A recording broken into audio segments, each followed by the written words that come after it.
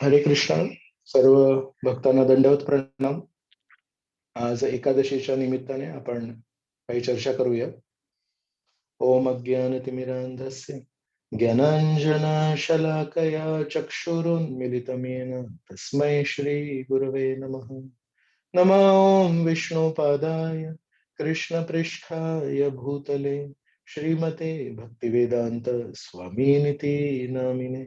नमस्ते सारस्वते देवे गौरवाणी प्रचारिणे निर्विशेष शून्यवादी पाश्चात्य देशतारिणे. जय श्री कृष्ण चैतन्य प्रभु नित्यानंद श्री अद्वैत गदाधर श्रीवासदि गौर भक्त वृंद. हरे कृष्णा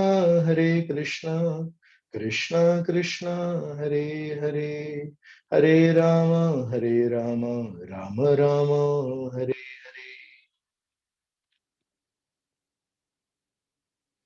हरे कृष्ण. आज पुत्रदा एकादशी आहे.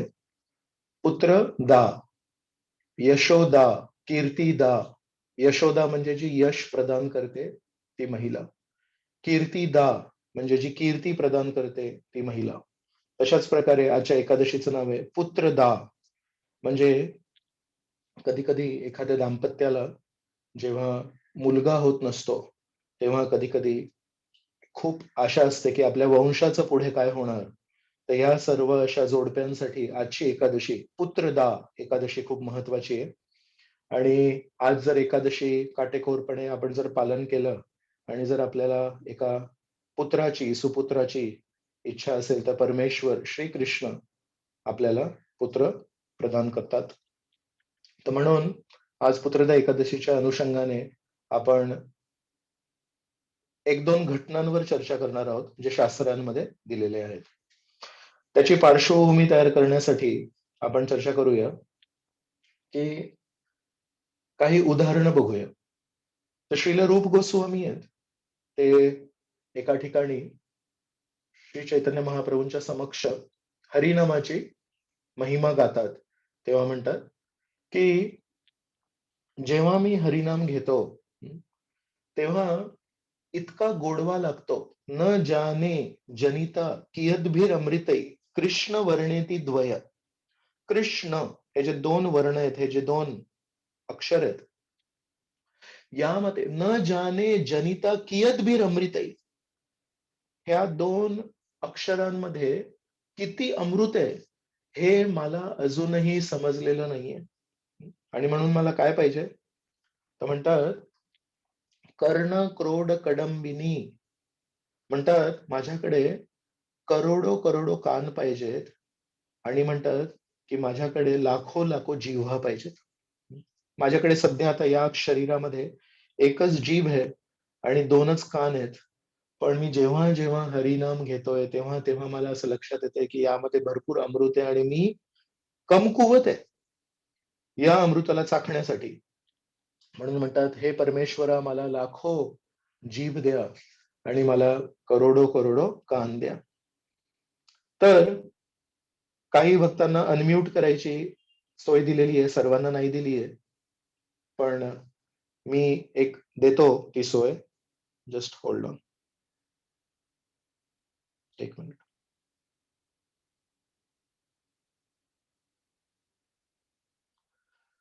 तर रूप गोस्वामींकडे एक जीभ आहे आणि दोन कान आहेत.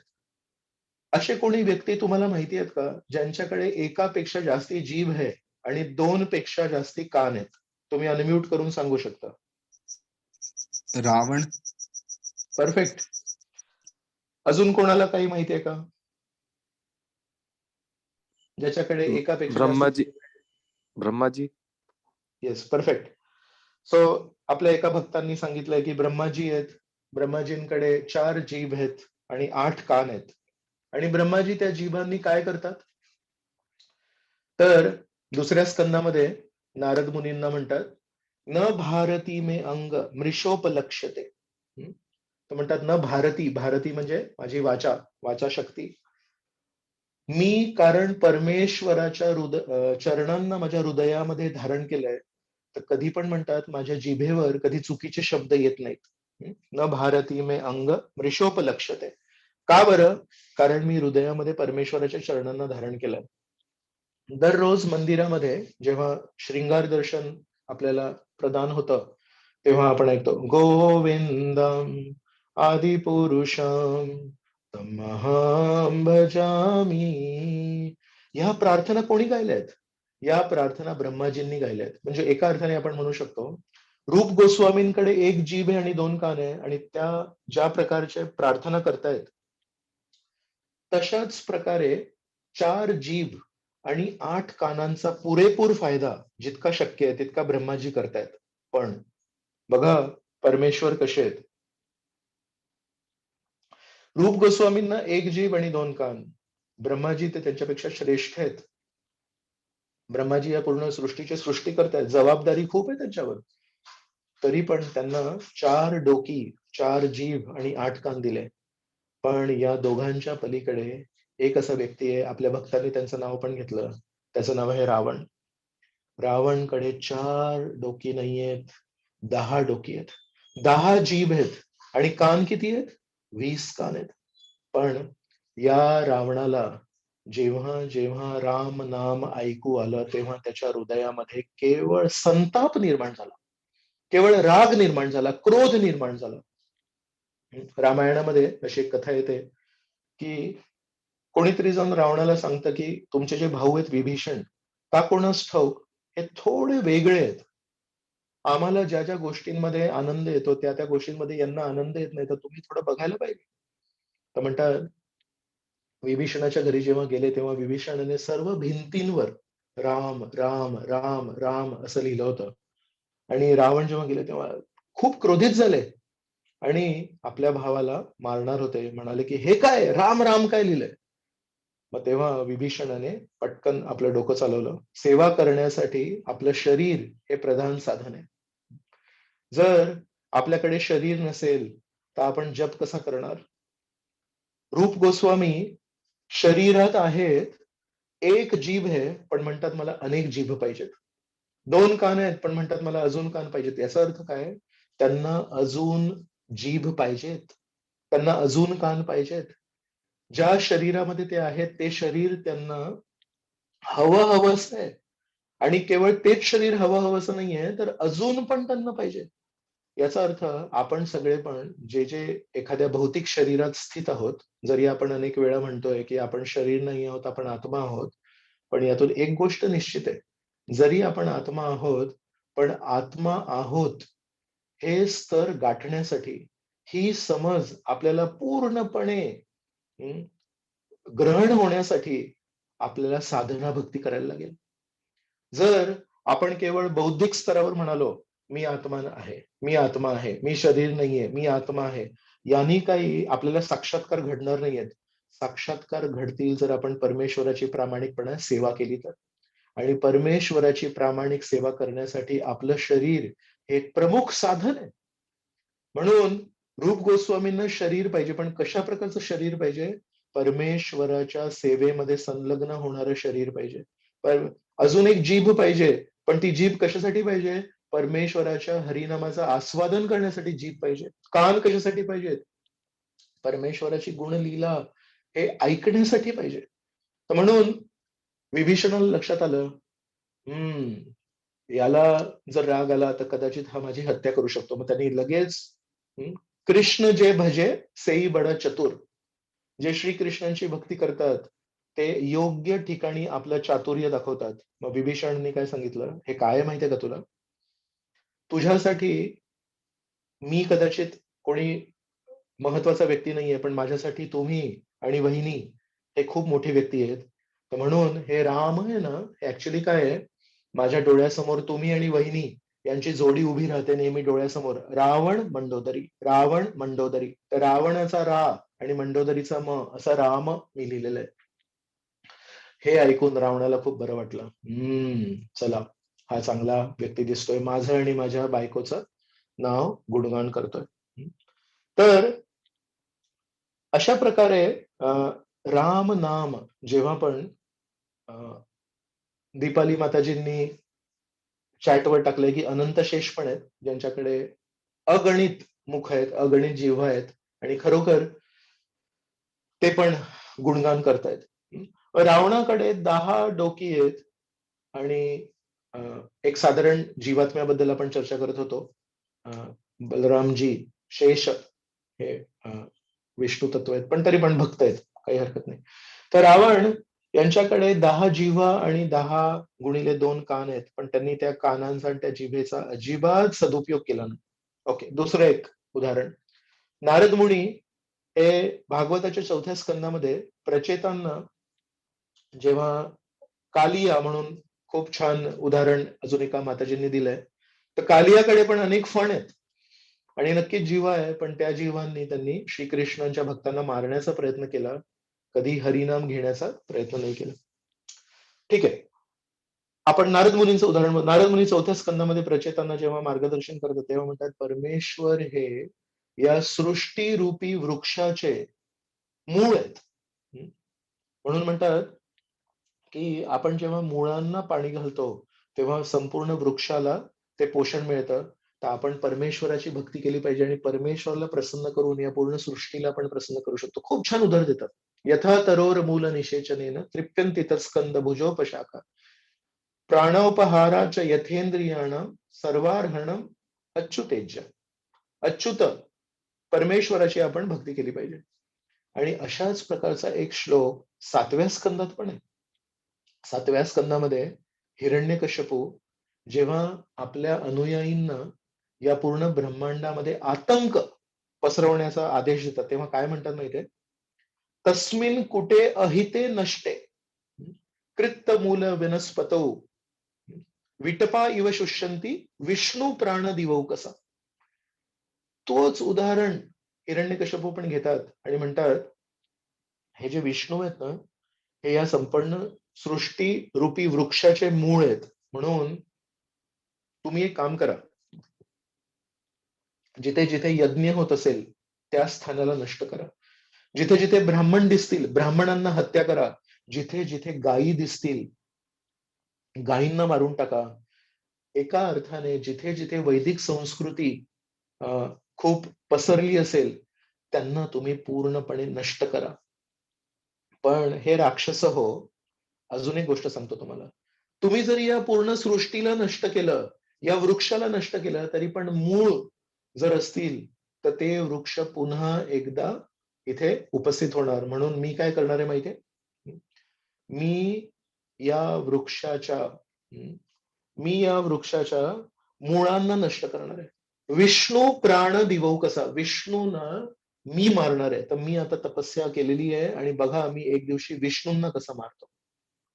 तर रूप गोस्वामींकडे भरपूर सुविधा नाहीयेत हरिनाम करण्याच्या आणि त्यांना त्या सुविधा पाहिजेत, जेणेकरून जास्ती सेवा करतील, जास्ती हरिनाम घेतील. त्याच सुविधा रावणाकडे आहेत. पण रावणाला, कालियाला त्या सुविधांचा उपयोग करावासा अजिबात वाटत नाही. बरं, रूप गोस्वामी एक खूप मोठे विद्वान आहेत. आणि रावण विद्वान आहेत का? रावण पण खूप मोठे विद्वान पंडित होते. फक्त ते ज्ञान डोक्यातून कधी हृदयात शिरायला त्यांनी परवानगी नाही दिली. नारद मुनी हे खूप विद्वान आहेत का? नक्कीच विद्वान आहेत. आणि नारद मुनींनी म्हटलंय, की मी या सृष्टीला बघतो एका वृक्षासारखं, पण याचे प्राण जो आहे, याचे जे मूळ आहेत, ते विष्णू आहेत. हिरण्यकश्यपूला ही गोष्ट माहिती आहे का? हिरण्यकश्यपूला ही गोष्ट माहिती आहे. हिरण्यकश्यपू पण खूप मोठा ज्ञानी आहे. पण हिरण्यकश्यपूने त्या ज्ञानाचा वापर योग्य कारणासाठी नाही केला. हं. आपण अनेक वेळा चर्चा करतो, की या जगामध्ये सर्व काही तात्पुरतं आहे. सर्व काही क्षणिक आहे. आणि जर सर्व काही क्षणिक आहे, याचा अर्थ आपल्या जीवनामध्ये आपण जे काही करतो, ते आपण किती विचारपूर्वक केलं पाहिजे. का? तर कधीही आपलं जीवन नष्ट होऊ शकतं आणि आपल्याला आपण जे करतोय, जे कर्म करतोय, त्याची प्रतिक्रिया मिळेल. आणि ती प्रतिक्रिया जर चांगली पाहिजे असेल, पुढचा जन्म जर चांगला पाहिजे असेल, हं, पुढचा जन्म जर दुःख विरहित पाहिजे असेल, तर आपण प्रत्येक क्षणोक्षणी आपल्या जबाबदारीची जाणीव ठेवावी. एकदा आमच्या मंदिरामध्ये श्रील प्रभुपादांचे एक वरिष्ठ शिष्य आहेत. त्यांचं नाव आहे भवानंद प्रभू. तर भवानंद प्रभू ऑस्ट्रेलियाला राहतात आणि लीलामृतामध्ये तुम्ही वाचू शकता भवानंद प्रभूंबद्दल. तर भवानंद प्रभू जेव्हा भागवतम क्लास देत होते तेव्हा म्हणाले, माझे एक मित्र आहेत ऑस्ट्रेलियामध्ये. त्यांना मी थोडा प्रयत्न करत होतो काही सुविचार देण्याचे. आणि त्यांना विनंती केली, की "अहो तुम्हाला माहिती आहे का बघा कसं क्षणभंगुर आहे हे जीवन आणि कृपया याला थोडा मान द्या." तर त्यांनी भवानंद प्रभूंना काय सांगितलं असेल? म्हणाले, "अरे हो, बरोबर आहे तुझं म्हणणं. मी याच्यावर कधी विचार नाही केला. खरोखरच आयुष्य क्षणभंगुर आहे. याचा अर्थ कधीही हे आयुष्य नष्ट होऊ शकतं. म्हणजे भोग करण्यासाठी आपल्याला ज्या सुविधा दिल्या आहेत, ही जीभ दिली आहे, हे शरीर दिलंय, हे कधीही नष्ट होऊ शकतं. आजपासून मी केवळ भोगविलास करणार." आणि भवानंद प्रभू हे उदाहरण देत होते आणि सांगत होते, "बघा, श्रीकृष्ण वारंवार सांगतात अशाश्वतम, अशाश्वतम. अशाश्वतम ऐकून आपण विचार करतो, की आपण जबाबदारपणे वागलं पाहिजे. कधीही जीवन नष्ट होऊ शकतं. पण काही लोकांनी त्या अशाश्वतमचा काय अर्थ लावलाय? म्हणतायत, की हे जीवन जर कधीही नष्ट होऊ शकतं म्हणजे क्षणोक्षणी आनंद घ्या. तर 3 वेगवेगळे उदाहरणं आपण बघितले, जोड्या बघितल्या उदाहरणांच्या आणि त्याच्यातून एक लक्षात आलं, आपण कधी-कधी आपल्या जीवनामध्ये म्हणतो, "मी ना भक्ती केली असती. जर माझ्याकडे अमुक-अमुक सुविधा असती ना, तर मी भक्ती केली असती." काय आहे ना, माझ्या घरी थोडा विरोध आहे, म्हणून मी भक्ती करू शकत नाही. काय आहे ना, मला ही समस्या आहे, म्हणून मी भक्ती करू शकत नाही. माझ्या जीवनामध्ये अशी समस्या आहे, म्हणून मी भक्ती करू शकत नाही. तर परमेश्वराला प्रार्थना करणं, की माझ्या जीवनात ह्या ज्या समस्या आहेत, त्या कृपया तुम्ही नष्ट करा, जेणेकरून मी तुमच्या जवळ अजून येऊ शकतो. हे करणं अजिबात चुकीचं नाही. आणि आपण सर्वांनी आपल्या सेवेचा स्तर, आपल्या साधनेचा स्तर अजून उंच करण्यासाठी नेहमी प्रयत्नशील असावं आणि नेहमी प्रार्थना पण करावी. पण त्या प्रार्थनांमध्ये वास्तविकता कधी येईल? त्या प्रार्थनांमध्ये वास्तविकता तेव्हा येईल जेव्हा आपल्याकडे जे काही दिलंय, आपल्याकडे जे काही आहे, जे काही शरीर आहे, ज्या काही सुविधा आहेत, जे काही आपल्याला परमेश्वराने आपल्या पूर्वकर्मानुसार दिलंय, त्याला आपण परमेश्वराच्या सेवेमध्ये संलग्न करतोय का? ज्या गोष्टी आपल्याला दिल्या आहेत, त्या आपण साधना भक्तीमध्ये त्याचा वापर करतोय का? जर करत असू, तर परमेश्वर म्हणतात, "याला ₹10 दिले होते. ₹10 चे अ, ₹10 चा उपयोग याने योग्य पद्धतीने केला. आता याला ₹100 देऊन बघतो." मग परमेश्वर ₹100 देतात. मग बघतात ₹100 चा याने काय उपयोग केला? अरे, याने पुन्हा सदुपयोग केला. आता याला ₹1000 देऊन बघतो.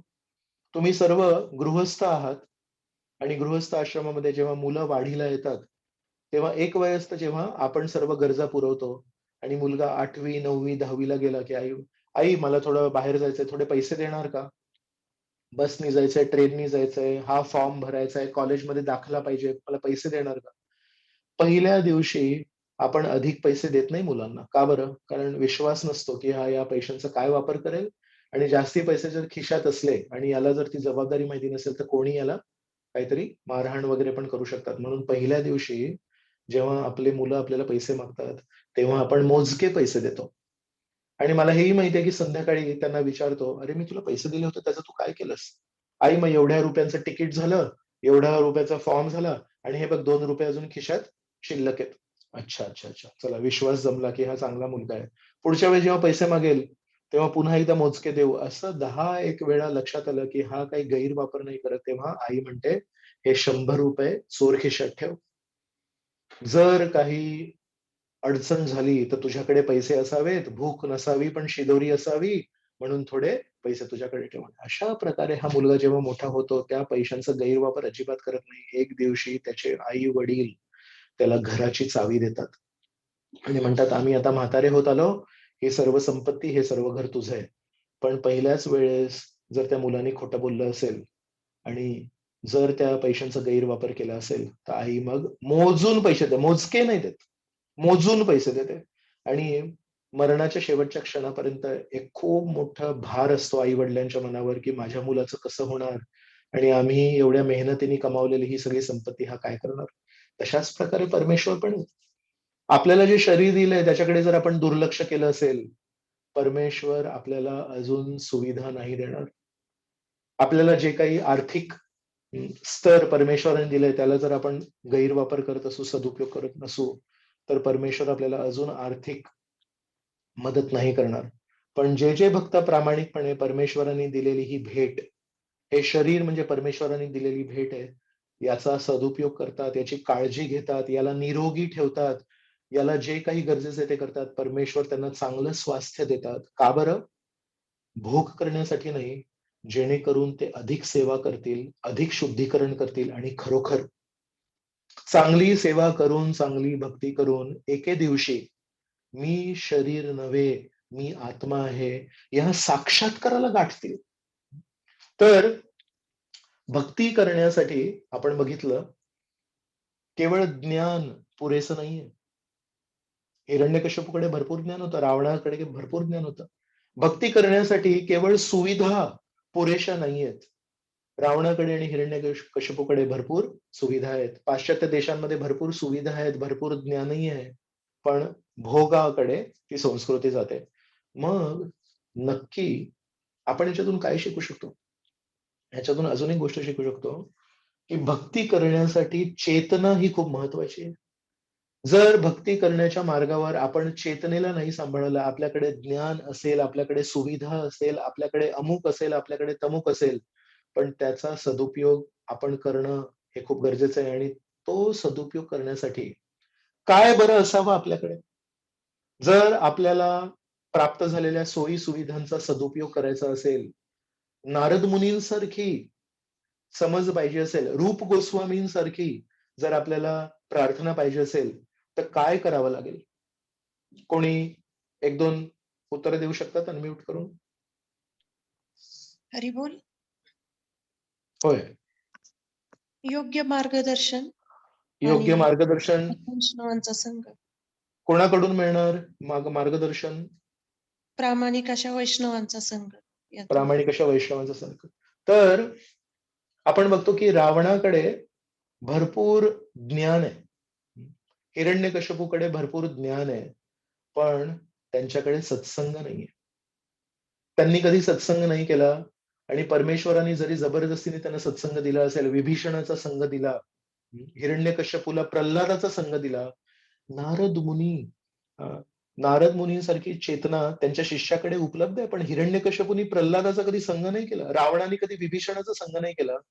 असं होऊ शकतं, की आपल्या जीवनात पण कोणी चांगले प्रामाणिक वैष्णव असतील आणि आपण त्याच घरात राहतोय. प्रल्हाद आणि हिरण्यकश्यपू एकाच घरात राहायचे. रावण आणि विभीषण एकाच परिवारात होते. आपल्या जवळचे मित्र-मैत्रिणी असतील, जे प्रामाणिक वैष्णव असतील, पण त्यांच्या अ, मार्गदर्शनाला किंवा मार्गदर्शन खूप मोठा शब्द आहे. छोटे-छोटे सल्ले आपल्याला प्रामाणिक वैष्णव नेहमी देत असतात, पण आपण त्याच्याकडे कदाचित हे काय सांगणार? हे तर माझे मित्र आहेत. हे काय सांगणार? हे तर माझी मैत्रीण आहे. आपण त्या सल्ल्याकडे कदाचित दुर्लक्ष करत असू आणि ज्या प्रकारे रावणाने विभीषणाला कधी महत्त्व दिलं नाही. हिरण्यकश्यपूने प्रल्हादाला कधी महत्त्व दिलं नाही, तसं आपण पण कदाचित आपल्या जवळच्या श्रेष्ठ वैष्णवांना महत्त्व देत नाहीये. म्हणून सत्संग हा केवळ शारीरिक स्तरावर कधीच नसतो. सत्संग हा नेहमी चेतनेच्या स्तरावर असतो, की आपण चेतना आहे का आपली? तर म्हणून या सर्व राक्षसांकडे सोयी-सुविधा होत्या, ज्ञान होतं, हुशार होते, सुंदर होते, प्रबळ होते, सगळं होतं. पण यांनी वैष्णवांचा कधी सत्संग नाही केला. तर एक मराठी शब्द आहे माहिती आहे, सदाचार. सदाचार हा शब्द कुठून येतो माहिती आहे? सत्संग म्हणजे सत म्हणजे दीर्घ काळ. इंग्लिशमध्ये आपण म्हणतो ना अनंत काळ, इटर्निटी. सत या शब्दाचा अर्थ आहे की चिरकाळ, अनंत काळ.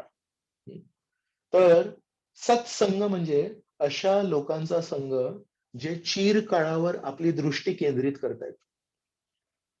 कदाचित ते पुरुष असतील, कदाचित महिला असतील, कदाचित प्रल्हादासारखा लहान मुलगा असेल, कदाचित अवंती ब्राह्मणासारखे म्हातारे असतील, कदाचित लुळे असतील, कदाचित पांगळे असतील, कदाचित बहिरे असतील, कदाचित आंधळे असतील. पण त्यांची दृष्टी कुठे आहे? त्यांची दृष्टी जर दीर्घकालीन परिस्थितीवर आहे, याचा अर्थ ते लांबचा विचार करतायत. ते पुढच्या जन्माचा विचार करतात, केवळ या जन्माचा विचार नाही करत. अशा भक्तांचा जर आपण चेतनेच्या स्तरावर संग केला तर त्याला म्हणतात सत्संग.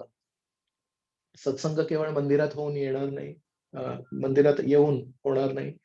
सत्संग केवळ हातात पुस्तक घेऊन होणार नाही. सत्संग म्हणजे खरोखर विचार करायला लागेल, या श्लोकामध्ये जी भावना दिली आहे ती अल्पकालीन आहे की दीर्घकालीन आहे. ती येणाऱ्या 2022च्या समस्यांवर हे पुस्तक लिहिलंय की 2022 जन्मांवर समस्यांवर मार्गदर्शन या पुस्तकात दिलंय. तर तसं सत्संग आहे ना, तसाच हा दुसरा शब्द आहे सत आचार.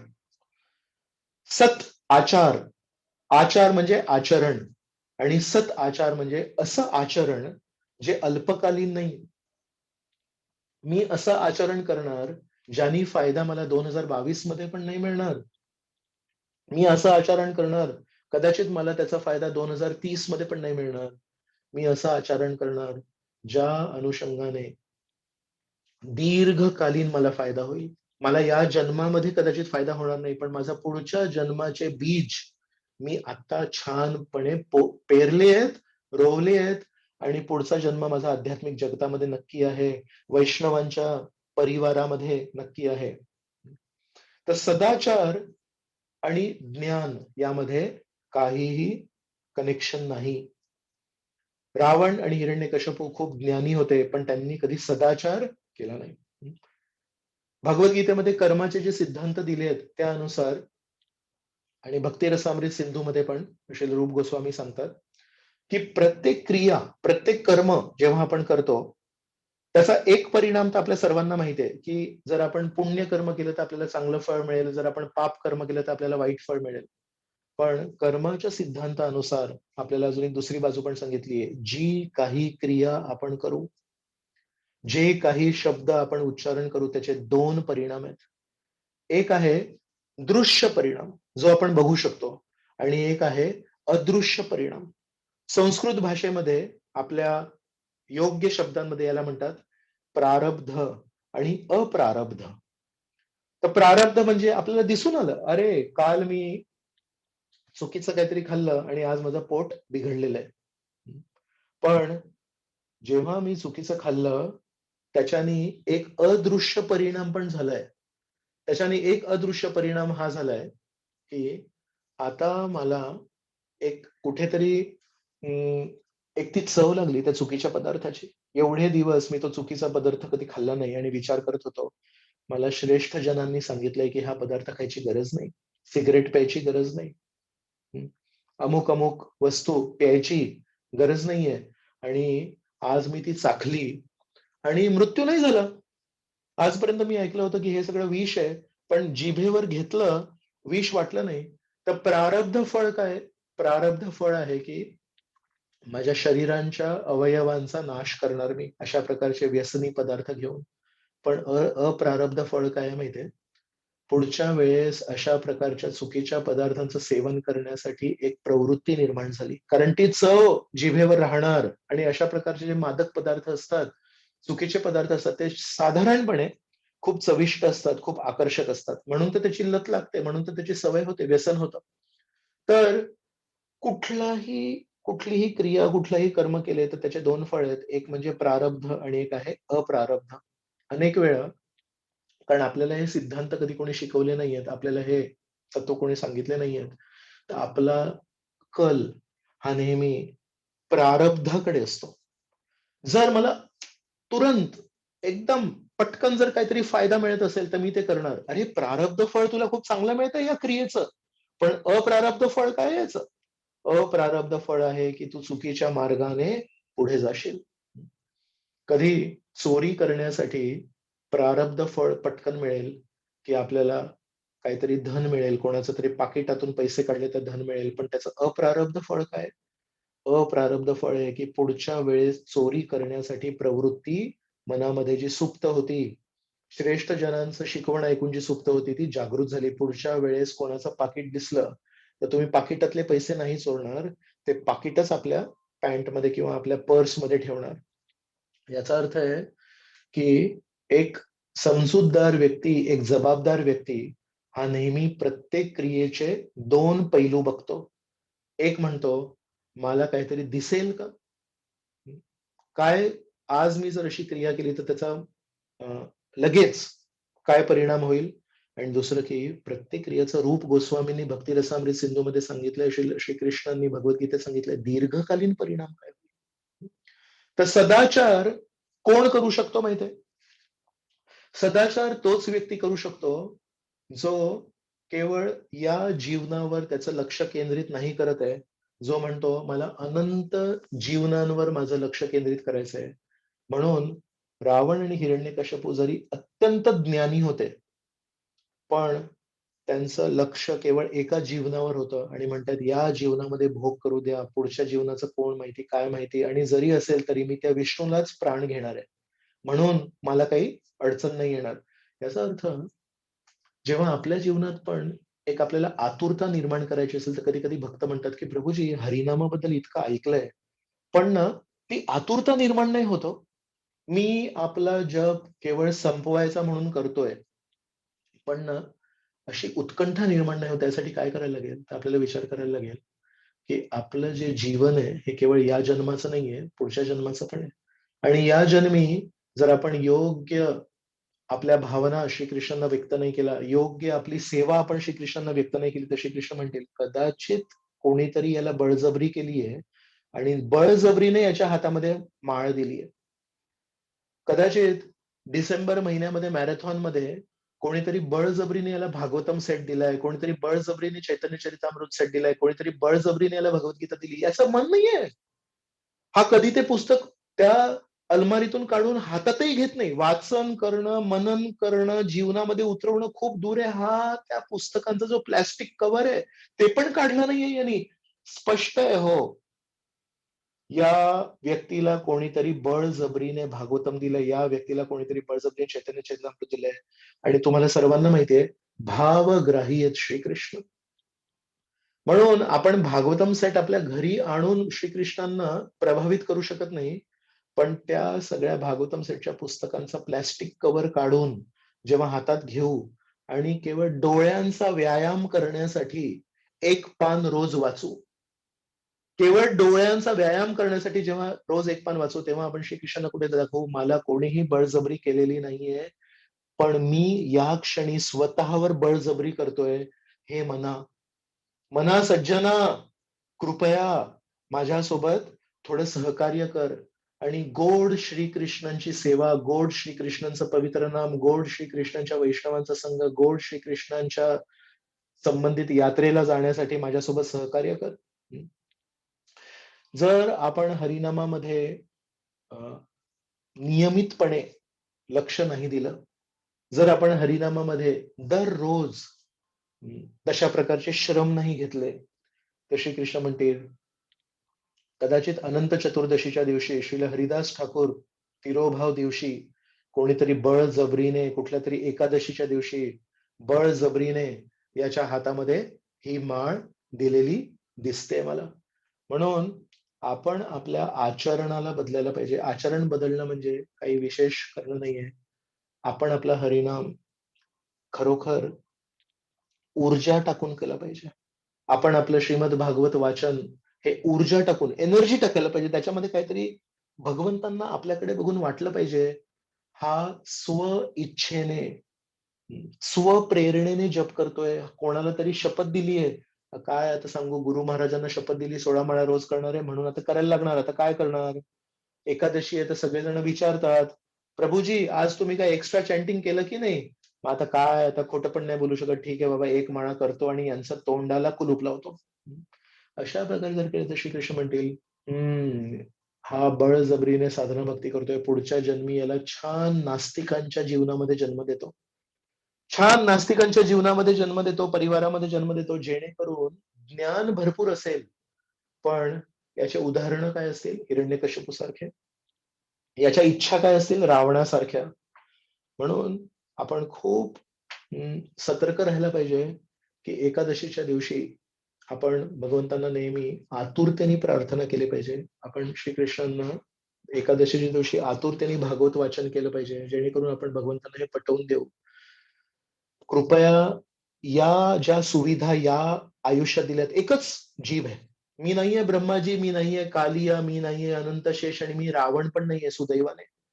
मला गुरु शिष्य परंपरेत ज्ञान मिळालंय. श्रील प्रभुपाद आणि त्यांच्या प्रतिनिधींचाशी संबंध जुळला आहे. मला एकच जीभ दिली आहे, पण या जिभेचा मी सदुपयोग करणार. मी वैष्णवांची निंदा नाही करणार. मी नेहमी हरिनाम घेणार. मी कुठल्या तरी चांगल्या गोष्टीचा स्तुती करण्यासाठी या जिभेचा वापर करणार. कोणाचे दोष सांगण्यासाठी या जिभेचा वापर नाही करणार. या कानांनी मी वैष्णवांचे सद्गुण ऐकणार, श्रीकृष्णांच्या लीला ऐकणार. जर कोणी वैष्णवांच्या चुका काढत असेल तर मी म्हणणार, प्रभूजी मला एक इम्पॉर्टंट फोन कॉल येतोय, मी येऊ का 5 मिनिटात? आणि लगेच त्या स्थानावरून दूर जाणार आणि भगवंतांना प्रार्थना करणार. या वैष्णवाला इतर वैष्णवांचे दुर्गुण दिसण्यापासून वेळ मिळत नाही. हे परमेश्वरा, तुम्ही परमात्मा रूपात या वैष्णवांच्या हृदयात आहात, कृपया यांना मदत करा, हीच माझ्या तुमच्या चरणी प्रार्थना. अशा प्रकारे सदाचार कोण करू शकतो? ज्याचं दीर्घकालीन दृष्टी आहे. तर श्रीमद भागवतामध्ये स्कंद क्रमांक 10, अध्याय क्रमांक 4 आणि श्लोक क्रमांक 27 यामध्ये खूप सुंदर श्लोक आहे. हा कंसाशी संबंधित आहे. तर या श्लोकामध्ये लिहिलंय, शोक हर्ष भय द्वेष लोभ मोह मदान्वितः मिथो घ्रंथम न पश्यन्ति भावैर्भावं पृथक् दृशः. तर या श्लोकाच्या भाषांतरामध्ये, माझ्याकडे मराठी भागवतम नाहीये, पण एक माझं स्वतःच तुटलेलं भाषांतर करतो. शोक साधारण मराठी शब्द आहे. हर्ष आनंद, भय द्वेष लोभ मोह मद, या सगळ्या गोष्टींपासून जर सुटका पाहिजे असेल तर या श्लोकामध्ये लिहिलंय, एक व्यक्ती जेव्हापर्यंत त्याच्या जीवनामध्ये होणाऱ्या छोट्या छोट्या घटनांवर लक्ष देतोय, यांनी असं म्हटलं, त्यांनी असं म्हटलं, हा असा काय, तो असा काय, आपल्या भोवताली ज्या ज्या छोट्या छोट्या गोष्टी होत्या त्याच्याकडे जर लक्ष दिलं, तर या श्लोकामध्ये शुभदेव गोस्वामी सांगतायत त्याची शोक हर्ष भय द्वेष लोभ मोह मद पासून कधीच सुटका होणार नाही. आणि म्हणतात, उलट जी लोक या छोट्या छोट्या गोष्टींकडे लक्ष देत नाहीत, पण दीर्घ अंतरावर जे श्रीकृष्ण उभे आहेत आणि श्रीकृष्ण आपल्याला आपल्या जीवनाचं दुरून नियंत्रण करतायत. त्यांनी सगळे नियम बनवलेत, ही सृष्टी कशी चालावी, सूर्य कसा उगवावा आणि वृक्ष कसे यावेत, मनुष्याला काय काय सुविधा दिल्या आहेत, भक्ती करू शकतो मनुष्य शरीरामध्ये. तर एक असतं निमित्त कारण म्हणतात त्याला. संस्कृत भाषेमध्ये निमित्त कारण म्हणजे माझ्या जीवनामध्ये जे होतंय त्याचं कारण कोण आहे? तर एक असतो आपल्या समोर जो दिसतोय तो व्यक्ती, तो एक तात्पुरता निमित्त कारण असतो. आणि खरे निमित्त कारण कोण आहेत? आपल्या आयुष्यामध्ये जे काही होतंय ते, त्याचे खरे निमित्त कारण आहेत श्रीकृष्ण. आपल्या जीवनामध्ये जर काही दुःख येत असेल तर का? श्रीकृष्ण म्हणतायत, अहो तुम्हाला मी अनेक वेळा सांगितलंय की सगळं काही तात्पुरतं आहे, पण तुमची चिकाटी, तुमची आसक्ती काही सुटत नाही. तुमची आसक्ती सुटावी म्हणून तुमच्या जीवनामध्ये मोजके मी दुःख पाठवतोय, जेणेकरून तुम्हाला लक्षात येईल, आसक्ती नाही ठेवायला पाहिजे. आपण आपले कर्तव्य केले पाहिजेत. मग लक्षात येतं, एक पीटर बर्वॉश म्हणून श्रील प्रभुपादांचे शिष्य आहेत. तर त्यांना एके काळी जीवनामध्ये भरपूर संकट आली होती आणि त्यांनी श्रील प्रभुपादांना भेटले आणि श्रील प्रभुपादांशी बराच वेळ त्यांनी आपल्या जीवनातल्या ज्या काही समस्या आहेत त्या सांगितल्या आणि प्रभुपादांनी ते सगळं ऐकून घेतल्यानंतर प्रभुपाद त्यांना म्हणाले, don't blame the instrument of your karma. Shrila Prabhupad म्हणाले, तुझ्याच कर्मांना, तुझ्याच कर्मांचं पत्र तुझ्या घरी देणारे जे पोस्टमन आहेत त्यांना दोष देऊ नको. ते तूच लिहिलेले पत्र आहेत, तूच पोस्ट ऑफिसामध्ये टाकले होते आणि तुलाच मिळत आहेत. पोस्टमनला त्रास देऊन गरज नाही, पोस्टमनला राग करून गरज नाही. तो फक्त पत्र आणण्याची गोष्ट करतोय, पत्राचा जो मजकूर आहे तो पोस्टमनने नाही लिहिलाय. तर तेव्हापासून पीटर बर्वॉश म्हणतात, बऱ्यापैकी माझ्या जीवनामध्ये माझ्या डोळ्यासमोर स्पष्टता आली की हे व्यक्ती तर माझ्या कर्मांचे पोस्टमन आहेत, पण हे कर्म तर माझेच आहेत. म्हणून आपल्या जीवनामध्ये ज्या काही घटना होतात, एक आहे, जर आपण त्याला तात्पुरता निमित्त कारण बघितलं तर आपल्याला लोकांवर राग येतो. पण जर आपण वास्तविक दीर्घकालीन जर निमित्त कारण बघितलं तर श्रीकृष्ण आहेत. वैष्णवांच्या जीवनामध्ये विशेष म्हणजे श्रीकृष्ण आपण जितकी शरण जातो तितकं श्रीकृष्ण आपल्या जीवनाला स्वतःच्या हातामध्ये घेतात. अर्जुनाने पूर्णपणे समर्पण केलं म्हणून श्रीकृष्णांनी रथाचे दोन्ही डोरे महाभारताच्या युद्धामध्ये श्रीकृष्णांनी स्वतःच्या हातात घेतले. तसंच आपण पण जेव्हापर्यंत शिष्यस्तेहम शाधी माम त्वाम प्रपन्नम जेव्हापर्यंत करत नाही तेव्हापर्यंत श्रीकृष्ण आपल्या जीवनाच्या रथाची दोर आपल्या हातात घेणार नाही. पण कदाचित आपण 10% जर समर्पण केले तर 10% आपल्या जीवनाचं जे नियंत्रण आहे ते श्रीकृष्ण करतात. म्हणून या श्लोकामध्ये सांगितलंय, जेव्हापर्यंत आपण दीर्घकालीन निमित्त कारणाकडे बघत नाही तेव्हापर्यंत आपल्या जीवनामधून शोक, हर्ष, भय, द्वेष, लोभ, मोह, मद हे जाणार नाही. म्हणजे जे लोक, जे भक्त दीर्घकालीन व्यक्तीकडे बघतात, श्रीकृष्णांकडे बघतात आणि म्हणतात, मी काय करू जेणेकरून श्रीकृष्णांनी मला जे काही दिलंय त्याचा मी योग्य दृष्टीने वापर करीन, योग्य चेतनेने वापर करीन आणि श्रीकृष्णांना आनंद होईल. आणि श्रीकृष्ण म्हणतील, याला मी एक जीभ दिली, यांनी सदुपयोग केला. मी आता याला अधिक जिव्हा देईन, जेणेकरून हा अजून हरिनाम घेईल. मी याला योग्य बुद्धी दिली, पण त्या बुद्धीचा वापर यांनी परमेश्वराचं अस्तित्व स्थापित करण्यासाठी केलं. त्या बुद्धीचा वापर यांनी नास्तिकवाद पसरवण्यासाठी नाही केला. याला मी अजून बुद्धी देईन, जेणेकरून हा अजून शास्त्र समजेल आणि इतरांना शास्त्र समजावून सांगेल. अशा प्रकारे आपल्याला समजायला पाहिजे की सोयी सुविधांनी भक्ती नाही होत, बुद्धीने भक्ती नाही होत. भक्ती होती ती योग्य चेतनेने, भक्ती होते ती आतुरतेने. आणि त्याचा एक मापदंड हा आहे की आपल्याला श्रीकृष्णांनी या परिस्थितीमध्ये जे काही दिलंय त्याचा आपण सदुपयोग कशा प्रकारे करतोय.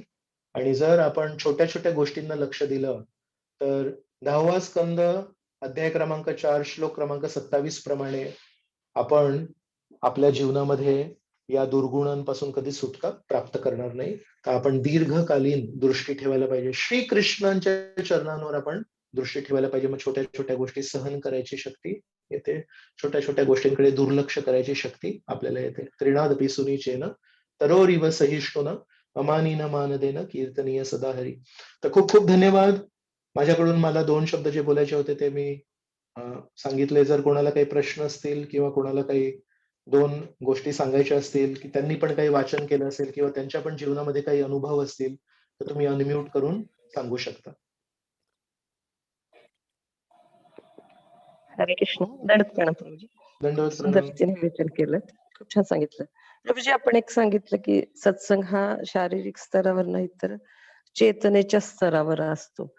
तर आपण बघतो की आपण जेव्हा वैष्णवांच्या संघामध्ये असतो किंवा छान पद्धतीने श्रवण करत असतो किंवा प्रभुपादांचे तात्पर्य वाचत असतो, त्यावेळेला आपली चेतना आपल्याला आढळून येते की चांगल्या पद्धतीची आहे. पण आपल्याला कधी कधी अभक्तांबरोबर राहावं लागतं किंवा त्यांच्याबरोबर जावं लागतं किंवा अनेक भौतिकवादी लोकांचा आपल्याला बरोबर असावं लागतं कधी कधी त्यांच्या. तर त्यावेळेला आपल्याला जाणवतं की आपली चेतना जशी भक्तांबरोबर असते तशी राहत नाही. मग अशा वेळेला कशा पद्धतीने आपल्या चेतनेचं संरक्षण करावं किंवा चेतनेचा स्तर कसा आपला अ, वरती वरती जायला पाहिजे यासाठी काय प्रयत्न केले खूप खूप धन्यवाद माताजी. खूप पाहिजे? तुम्ही प्रत्यक्ष जीवनातला एक प्रत्यक्ष सर्वांना येणारा प्रश्न विचारलाय आणि नक्कीच याचं उत्तर तुम्ही पण खूप छान देऊ शकता. तुम्ही बऱ्याच भक्तांचं प्रतिनिधित्व करताय. माझ्याकडून तुम्ही मला प्रश्न विचारला म्हणून मी 2 गोष्टी सांगतो. आपण कृष्ण भक्तीमध्ये येण्यापूर्वीची गोष्ट करतोय मी, की समजा सहलीला कुठल्यातरी हिल स्टेशनला गेलोय. तर लहानपणी समजा महाबळेश्वरला गेलोय, लहानपणी समजा शिमला अशा कुठल्यातरी रमणीय ठिकाणी गेलोय.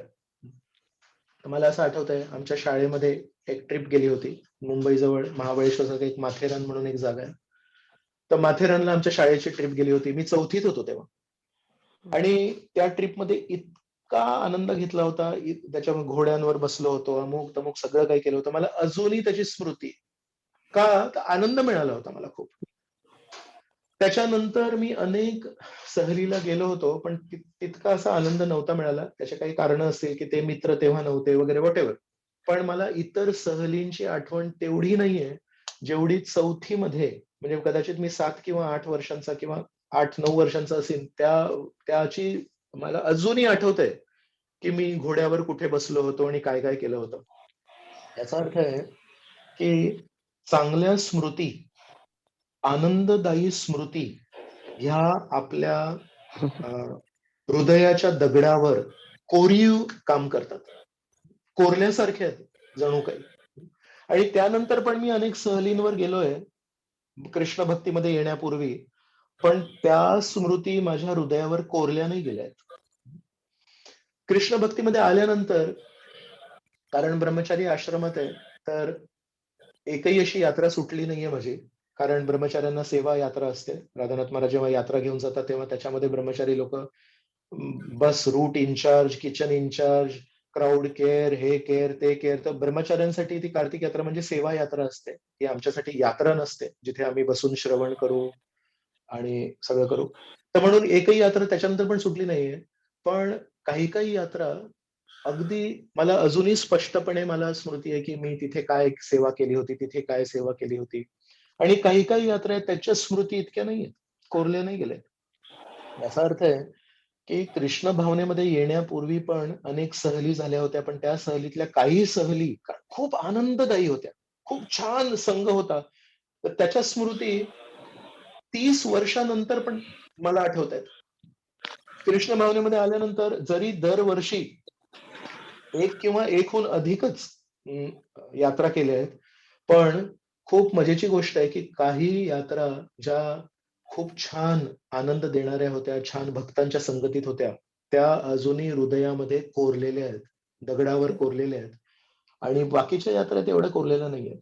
तर या 2 उदाहरणावरून आपण शिकू शकतो, जेव्हा आपण भक्तांसोबत आहोत, तो काळ किती दुर्मिळ आहे. जेव्हा आपण चांगल्या प्रामाणिक भक्तांसोबत आहोत, तो काळ किती दुर्मिळ आहे, तो काळ किती मौल्यवान आहे. त्या काळाला आपण एक क्षण पण कधी वाया नाही जाऊ द्यायला पाहिजे. तर जर आपण चांगल्या प्रामाणिक भक्तांच्या संगतीत आहोत, त्या काळामध्ये आपण असं काहीतरी केलं पाहिजे, जेणेकरून त्या काळाच्या स्मृती आपल्या दगडरूपी हृदयावर कोरल्या जातील.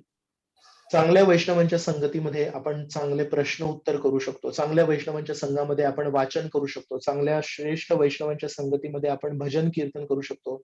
असं काहीतरी करूयात प्रामाणिक वैष्णवांच्या संगतीमध्ये, की तो काळ अविस्मरणीय होईल.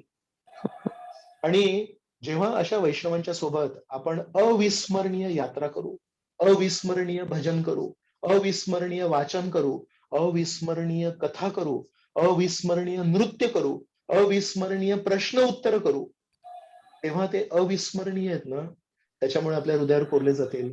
आणि जेव्हा केव्हा सामाजिक कर्तव्य करता करता जीवनामध्ये आपण जर गृहस्थ आश्रमात आहोत, तर नक्कीच सगळ्या लोकांशी देवाण-घेवाण येते, संबंध ठेवणे हे गरजेचं आहे.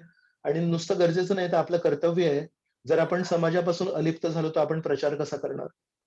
जर आपण श्री नित्यानंद प्रभूंच्या गुरु शिष्य परंपरेत नसतो, तर आपण म्हणालो असतो, "प्रभूजी, मला नास्तिकांशी काही घेणं-देणं नाही. मला माझ्या घरी राहून केवळ गौर निताईंची सेवा करायची आहे. माझ्या घरी मला राधाकृष्णांची सेवा करायची आहे. जगन्नाथ, बलदेव, सुभद्रांना मला 56 भोग खाऊ घालायचे आहेत. मला नास्तिकांशी काही घेणं-देणं नाहीये." मी आणि मला किराणा माल सप्लाय करणारा दुकानदार, मला केवळ त्या किराणा माल सप्लाय करणाऱ्या दुकानदाराशी संबंध ठेवायचा आहे, बाकी कोणाशी संबंध नाही ठेवायचा आहे. पण नित्यानंद प्रभूंनी आपल्याला ती मुभा नाही दिली आहे. श्री चैतन्य महाप्रभूंनी आपल्याला सांगितलंय, "पृथ्वी ते अच्छेयत नगरादी ग्राम सर्वत्र प्रचार होईबे नाम." श्री चैतन्य महाप्रभूंनी आपल्याला सांगितलंय, "जार देख तार कह कृष्ण उपदेश आमार आज्ञा आहे. गुरु हैया तारई दे." श्री चैतन्य महाप्रभूंनी आज्ञा दिली आहे, विनंती नाही केली आपल्याला. आपल्यातून काही लोकांना वाटतं, की प्रचार करणं हा काही लोकांचाच सेवा आहे. नाही. जर तुम्ही असा विचार करत असाल, जर तुम्हाला प्रचारामध्ये इच्छा नसेल, कुठेतरी तुम्ही श्री चैतन्य महाप्रभूंची शिकवण स्वीकारली नाहीये. आम्हार आज्ञा आहे. गुरु हैया तारई देव. श्री चैतन्य महाप्रभू आपल्या सर्वांना आज्ञा देत आहेत. यथाशक्ती, यथामती 1,000 किंवा 1,00,000 किंवा 1 जीवात्मा. पण आपल्याला प्रचार करणं ही आपली सेवा आहे, आपलं कर्तव्य आहे, आपली गुरुनिष्ठा आहे. आपल्याला सेवा करायला लागणार. आपल्याला प्रचार करायला लागणार. म्हणून आपण ब्रह्मचारी असू दे, गृहस्थ असू दे, वानप्रस्थ असू दे, संन्यासी असू दे, आपल्याला नास्तिकांशी संबंध ठेवावा लागणार. याचा अर्थ आपण भौतिकवादी लोकांच्या लग्नाला जावं लागणार. का? तिथलं जेवण खाण्यासाठी नाही. तिथल्या लोकांना बघून त्यांच्या विचारांना ऐकून तोंड वेडं-वाकडं करण्यासाठी नाही. त्यांच्याशी छान संबंध ठेवून, गोड बोलून एक दिवशी त्यांना गीता कोर्सला विनंती करण्यासाठी, त्यांचे पाय धरण्यासाठी.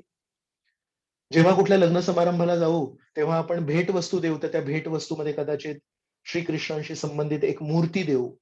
जर बुद्धिमान असतील तर एक पुस्तक देऊ.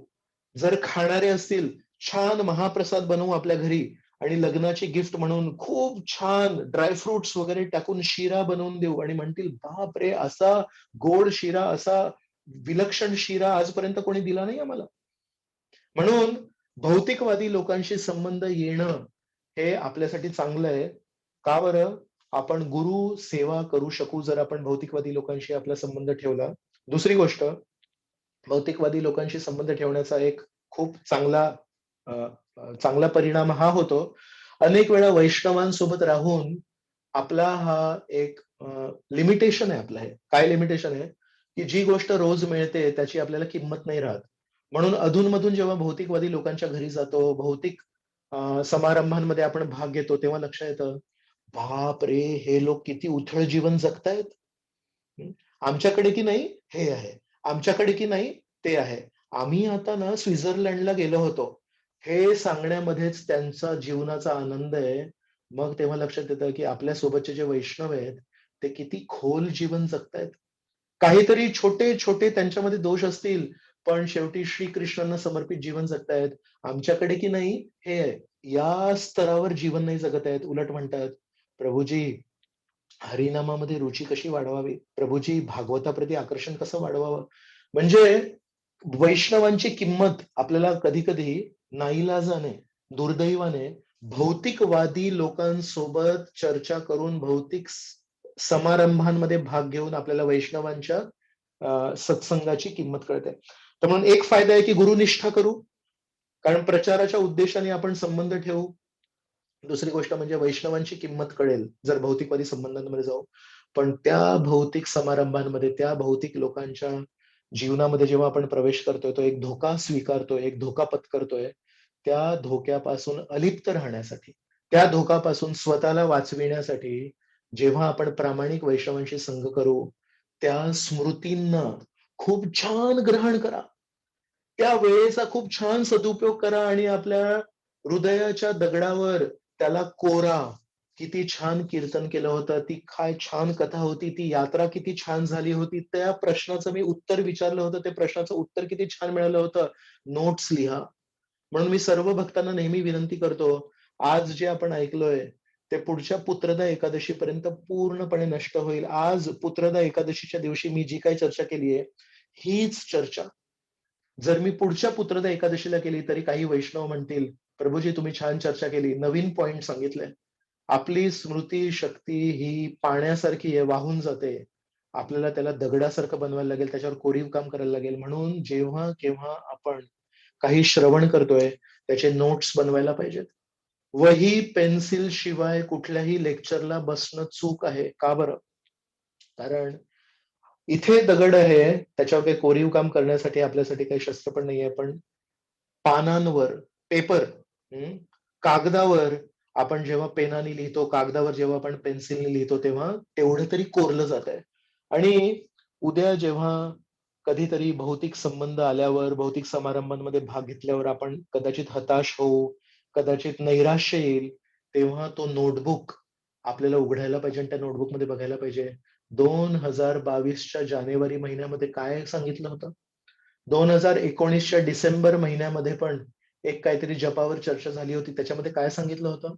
अशा प्रकारे आपले जे नोट्स आहेत, आपली जी वही आहे, ती आपल्याला तेव्हा मदत करेल. म्हणून वैष्णवांचा, प्रामाणिक वैष्णवांचा जेवढा काही संघ मिळतोय, तो आपण एका भुकेल्या व्यक्तीसारखा घेतला पाहिजे. 2 क्षण तर 2 क्षण, 2 मिनिट तर 2 मिनिट, 2 तास तर 2 तास, पण जे काही मिळतोय, एकदम उभ्या कानांनी आपण श्रवण करायला पाहिजे आणि उभ्या कानांनी जेव्हा श्रवण करू, एक-एक गोष्ट जेव्हा हृदयावर जाईल, तेव्हा मग अशा भौतिक किंवा नास्तिक लोकांशी जेव्हा संबंध येईल, त्यांचे ते कुविचार, त्यांचे ते चुकीचे मार्गदर्शन, त्यांच्या जीवनामध्ये चुकीचे त्यांचे आदर्श, त्याचा काही परिणाम नाही होणार. कारण छान स्मृती आपल्या हृदयावर कोरल्या गेल्या आहेत. अशा प्रकारे माताजी आपण स्वतःला सुरक्षित ठेवू शकतो. धन्यवाद प्रभूजी. खूप प्रॅक्टिकल टिप्स मिळाल्या आणि निश्चितच या गोष्टीचं पालन करूया. खूप खूप धन्यवाद. धन्यवाद. प्रणाम. तुम्ही इतरांकडून हा प्रश्न विचारला, मला माहिती आहे. खूप खूप नाही, धन्यवाद. नाही. हरे कृष्ण. हरे कृष्ण. हरे कृष्ण. दंडवत हा, प्रणाम हरे प्रभूजी. कृष्ण. अ, आपण आपलं जीवन जेव्हा जगत असतो तेव्हा प्रत्येकाचा एक जीवनाकडे बघण्याचा एक दृष्टिकोन जस्ट जस्ट एक मिनिट. काय झालं की 2 क्षणांसाठी मला कोणीतरी फोन कॉल केला आणि म्यूट झालो मी. तर कृपया पुन्हा सुरुवातीपासून सांगणार का? येस प्रभूजी. आपण आपलं जीवन जे जगत असतो तर प्रत्येकाचा जीवनाकडे बघण्याचा एक वेगवेगळा दृष्टिकोन असतो आणि त्यानुसार ती व्यक्ती ते जीवन जगत असते. जसं तुम्ही आता म्हणालात लेक्चरमध्ये की आपल्या जीवनामध्ये ज्या काही गोष्टी आहेत, योग्य गोष्टींचा वापर आपण योग्य ठिकाणी केला पाहिजे. म्हणजे त्या जीवनामध्ये त्या गोष्टींचा वापर आपण आपल्या जीवनामध्ये योग्य रीतीने करतोय का? तर हे आपल्याला कसे समजणार? कारण प्रत्येकाला वाटत असतं की जसं स्पिरिच्युअल लाईफ आहे आपलं, तर प्रत्येकाला एक दृष्टिकोन असतो की मी जे जीवन जगत आहे आध्यात्मिक, ते एका योग्य दृष्टीने चाललेलं आहे किंवा मी त्या दृष्टीने त्याचा वापर सगळ्या आध्यात्मिक जीवनासाठी करत आहे. पण हे कधी-कधी एखाद्या वेळेस आपल्याला तसं वाटतं, पण त्याच्यामध्ये सत्यता पण नसू शकते. तर मग हा दृष्टिकोन आपल्याला कसा योग्य दृष्टिकोन प्राप्त होऊ शकतो? बरोबर. श्रील प्रभुपादांनी आपल्या पुस्तकांमध्ये अनेक वेळा ही उपमा दिली आहे की आपलं हे जे शरीर आहे हे एका गाडीसारखं आहे, कार. आणि या कारमध्ये एक पॅसेंजर बसलाय जो आत्मा आहे. बरोबर. कारमध्ये आपण बसलो आहे. श्रील प्रभुपादांचं उदाहरण आहे. कारमध्ये बसून आपल्याला प्रवास करायचा की केवळ कारमध्ये बसायचंय? प्रवास करायचा. बरोबर. आणि जो व्यक्ती केवळ कारमध्ये जाऊन बसलाय आणि कारने प्रवास नाही करत, त्याला तुम्ही काय म्हणणार? प्रवास नाही करायचा त्याला. ते बरोबर. व्यक्ती. मग मग कारमध्ये जाऊन का बसला तो? नाही सांगू शकत. बरं, कारण तुम्हाला मी सांगितलं की हे व्यक्ती आहेत, हे सकाळपासून संध्याकाळमध्ये कारमध्ये जाऊन बसलेत आणि कार ती माझी कार आहे, त्यांची कार नाहीये, माझी कार आहे. त्याच्यामध्ये पेट्रोल आहे, छान चालणारी कार आहे, वेगवान कार आहे, त्याच्यामध्ये खूप कौशल्य आहे त्या कारमध्ये. तुम्हाला दिल्लीपर्यंत घेऊन जाऊ शकते एवढं पेट्रोल आहे, सगळं काही आहे त्या कारमध्ये. पूर्णपणे छान कार आहे ती. आणि हे व्यक्ती सकाळपासून ते रात्री 8 वाजेपर्यंत त्या कारमध्ये जाऊन बसलेत, पण ती कार चालू नाही करत आहेत, प्रवास नाही करत आहेत. या व्यक्तीला तुम्ही काय म्हणणार? त्या व्यक्तीला एकतर जायचं नाही आणि दुसरी गोष्ट म्हणजे आळशीपणा असेल. बरोबर. हं. याचा अर्थ कार जर आपल्याला दिली आहे ती प्रवासासाठी दिली आहे. कार बसण्यासाठी नसते, बसण्यासाठी घरी सोफा असतो. म्हणून आपल्याला हे जे मनुष्य शरीर दिलंय ना, हे या ठिकाणी, ज्या ठिकाणी आपण आहोत तिथे बसण्यासाठी नाही दिलंय. आपल्याला मनुष्य शरीर दिलंय एका गाडीसारखं, एका कारसारखं. त्याच्यामध्ये आपल्याला प्रवास करायचा आहे. तो प्रवास कुणीकडे करायचा आहे माताजी? हरी बोल. कुणीकडे प्रवास करायचा आहे? योग्य मार्ग जो आहे आपल्याला आपल्या दृष्टिकोनातून जो योग्य हे आहे मार्ग, त्या दृष्टिकोनातून प्रत्येकाचा आपल्या मार्ग वेगवेगळा असू आपल्या शकतो. दृष्टिकोनातून योग्य मार्ग की आचार्यांच्या दृष्टीने योग्य मार्ग? आचार्यांनी सांगितलेल्या. बरोबर. म्हणून राधाकृष्ण गौरनीताय आहेत, त्यांच्याकडे जाणारा जो मार्ग आहे, तो मार्ग आपल्याला प्रवास करायचा आहे. आणि जर त्या मार्गावर प्रवास होत नसेल आणि आपण खूप छान या शरीरामध्ये, या कारमध्ये बसलोय, त्याचा काही फायदा नाहीये. म्हणून आपल्याला विचार करायला पाहिजे की आपण या कारमध्ये बसलोय. आचार्यांनी आपल्याला रस्ता पण आखून दिलाय. साधना भक्ती, श्रवणम करा, मग कीर्तनम करा, मग स्मरणम करा, मग अर्चनम करा. हा पूर्ण रस्त्याचा पण मॅप दिलाय. रस्ता पण पूर्ण सांगितलंय. तुम्ही जिथे आहात आणि आध्यात्मिक जगत इकडे आहे, श्री राधाकृष्ण इथे आहे, तिथून हा रस्ता कसा आहे? आपल्याला गाडी दिलीये, आपल्याला रस्ता दिलाय आणि आपल्याला प्रवास करण्यासाठी सगळ्या सोयी सुविधा दिल्या, डायरेक्शन पण दिलंय. इथून लेफ्ट घ्या, इथे डावीकडे जा, उजवीकडे नका जाऊ. उत्साहात, निश्चयात, धैर्यात, तत्तत कर्म प्रवर्तनात, संग त्यागात, सतोवृत्ते. काय योग्य आहे, काय अयोग्य आहे, अत्याहार, प्रयासश्च, प्रजल्पो, नियमाग्रह. अत्याहार करू नका, प्रजल्प करू नका. नियम आग्रह करू नका. म्हणजे कुठे डावीकडे वळायचंय, कुठे उजवीकडे वळायचं सगळं सांगितलंय. पण आपण जर प्रवास करत नसू तर आपणच चुकीचे, बरोबर? म्हणून हम्म. आपल्याला विचारायला पाहिजे की माझा प्रवास होतोय का? तुम्ही जो प्रश्न विचारला की प्रत्येक जणाचा आपापला दृष्टिकोन असतोच आणि प्रत्येकाला वाटतं की माझा दृष्टिकोन बरोबर आहे. मग कोणाचा दृष्टिकोन बरोबर आहे? त्याचा दृष्टिकोन बरोबर आहे ज्याच्या जीवनामध्ये तुम्हाला प्रवास दिसतोय. त्या व्यक्तीचा दृष्टिकोन बरोबर आहे ज्याच्या जीवनामध्ये तुम्हाला अंतर दिसतंय, बदल दिसतोय. आज मी मुंबईत आहे, मला पुण्याला जायचंय. मी खूप छान कार आहे माझ्याकडे. माझ्याकडे पूर्ण नकाशा आहे, की इथून गेल्यावर आधी पनवेल लागतं. पनवेल नंतर लोणावळा लागतं. लोणावळा नंतर चिंचवड वगैरे लागतं आणि त्याच्यानंतर पुणे लागतं, बरोबर? तर माझ्याकडे नकाशा आहे, माझ्याकडे गाडी आहे, माझ्याकडे एक ड्रायव्हर पण आहे, माझ्याकडे सगळं काही आहे. पुण्यामध्ये जाऊन मला एक खूप छान पुस्तक मिळणार आहे श्रील प्रभुपादांच्या जीवनावर. सगळं काही आहे, पण मी प्रवासच नाही करत आहे. मग समजा मी दुसऱ्यांना मार्गदर्शन केलं. प्रभुजी तुम्हाला कुठे जायचंय? तो म्हणतो मला पुण्याला जायचंय. अच्छा, मग मी तुम्हाला मार्गदर्शन करतो कसं करायचं. असं करा, मग तसं करा, मग तसं करा. ते म्हणतील, "प्रभुजी सध्या तुम्ही कुठे आहेत?" "नाही, मी मुंबईलाच आहे." "अच्छा, मग कधी निघताय?" "नाही, मी नाही निघणार आहे. मी फक्त गाडीमध्ये बसलोय, माझ्याकडे नकाशा आहे, माझ्याकडे आध्यात्मिक जगत कुठे आहे त्याची माहिती आहे, पण मी प्रवास नाही करणार आहे. मी माझ्या जीवनामध्ये काही बदल नाही घडवत आहे. मी काही चेतनेमध्ये बदल नाही घडवत आहे. माझा प्रवास नाही करत आहे मी." तर जे स्वतःच प्रवास नाही करत आहेत, ते दुसऱ्यांना प्रवासाचं मार्गदर्शन कसं करणार? ज्याला माहिती नाही की इथून पनवेलला जायला 1 तास लागतो की 1.5 तास लागतो आणि पनवेलवरून लोणावळ्याला जाण्यासाठी 1 तास लागतो की 1.5 तास लागतो आणि लोणावळ्यावरून चिंचवड पिंपरीला जाण्यासाठी 1 तास लागतो की 1.5 तास लागतो. तो दुसऱ्यांना मार्गदर्शन कसं करू शकेल की मुंबईपासून पुण्याला जायला इतके इतके तास लागतात, इतका वेळ लागतो. म्हणून मत देणारे 1000 लोक आहेत. मार्गदर्शन करणारे 1000 लोक आहेत. कारण पुस्तकं वाचून मार्गदर्शन करणं सोपं आहे. पण आपण त्या व्यक्तीकडून मार्गदर्शन घ्यायला पाहिजे, जो व्यक्ती स्वतः पण प्रवासामध्ये आहे. जो स्वतः प्रवास नाही करत आहे, तो इतरांना माहिती देऊ शकतो. पुण्यामध्ये इतक्या बिल्डिंगी आहेत. पुण्यामध्ये अ, डोंगर आहे. पुण्याला जायच्या आधी हा एरिया लागतो. पुण्यामध्ये एक एअरपोर्ट आहे. तो माहिती सगळी देऊ शकतो व्यक्ती. पण त्यांनी प्रवास अजून सुरूच नाही केलाय. पुस्तकं वाचून माहिती देणाऱ्या लोकांकडून जर आपण ती माहिती मिळवली, आपण आपला प्रवास सुरळीत, सुरक्षित नाही करू शकत. आपल्याला माहिती मिळेल, पुण्यामध्ये एअरपोर्ट आहे. ठीक आहे, चांगली माहिती आहे, व्हेरी गुड. पण तास किती लागतील प्रभूजी? 4 तास लागतील? 4.5 तास लागतील? 6.5 तास लागतील? माहिती आहे तुम्हाला? नाही, मी कधी गेलो नाही पुण्याला, पण पुस्तकं भरपूर वाचलेत आणि YouTubeवर व्हिडिओ पण खूप ऐकले. म्हणून ज्यांच्या जीवनामध्ये तुम्हाला बदल दिसतोय, ज्यांच्या जीवनामध्ये तुम्हाला परिवर्तन दिसतंय, याचा अर्थ ते गाडीमध्ये बसून, नकाशा बघून, गंतव्यस्थानाला प्रेरणा म्हणून धरून प्रवास करताहेत. आतापर्यंत पनवेलपर्यंत पोहोचलेत. उद्या लोणावळ्याला पोहोचतील आणि लोणावळ्यावरून चिंचवडला पोहोचतील आणि चिंचवडवरून पुण्याला पोहोचतील. पण ज्यांनी अजून मुंबई सोडलंच नाहीये, ते तुम्हाला जर लोणावळ्याबद्दल मार्गदर्शन करतायत, तर मग समजायला पाहिजे मी फसणार.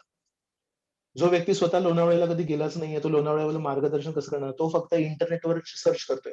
Hotels in Lonavala. हा हॉटेल, तो हॉटेल. त्याच्याने मार्गदर्शन नाही होत.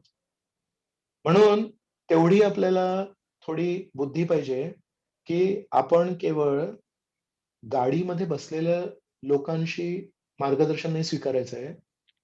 पण जे स्वतः आपल्या जीवनामध्ये प्रयत्नशील आहेत, जे स्वतः आपल्या जीवनामध्ये प्रवास करतायत, ज्यांनी अल्प का होईना, पण स्थान गाठलंय.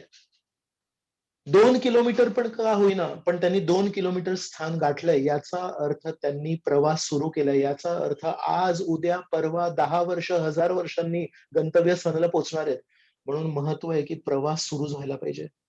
ज्यांनी कोणी प्रवास सुरू केलाय, तो श्रेष्ठ. ज्यांनी कोणी प्रवास सुरू केलाय, तो प्रामाणिक. पण जो एका ठिकाणी छान गाडीमध्ये बसला आणि म्हणतो प्रवास नाही करायचा आहे, पण लोकांना वाटतंय की मी गाडीमध्ये बसलोय आणि फोनवर, इंटरनेटवर बघून मी मार्गदर्शन करतो. अशा लोकांकडून जर आपण मार्गदर्शन स्वीकारलं तर आपण पनवेलला फसणार, आपण लोणावळ्याला फसणार आणि लोणावळ्याला आणि पनवेलला फसून आपण पुणे नाही गाठू शकत.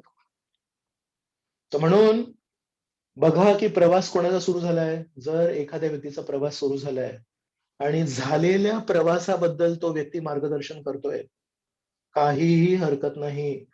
प्रामाणिक चेतनेने अनुभवलेलं किंवा इतरांकडून ज्यांनी प्रवास केलाय त्यांचं मार्गदर्शन ऐकतोय, युट्यूबचे व्हिडिओ बघून मार्गदर्शन नाही करत आहे, अशा मार्गदर्शनाला स्वीकारून ते वास्तविक मार्गदर्शन असेल, वास्तविक परिस्थितीवर आधारित मार्गदर्शन असेल आणि केवळ वाक्चातुर्यासाठी ते मार्गदर्शन नसेल. म्हणून अशा प्रकारचं मार्गदर्शन आपण ऐकायला पाहिजे. त्यांनी आपली प्रगती होईल. थँक्यू प्रभूजी. छान उत्तर मिळालं. थँक्यू. थँक्यू. तुम्ही त्याच्यातले अर्धे उत्तर तुम्हीच दिलेत. खूप खूप धन्यवाद. हरे कृष्ण. तर आपण इथे विराम देऊया आणि पुढच्या एकादशीला भेटण्याचा प्रयत्न करूया.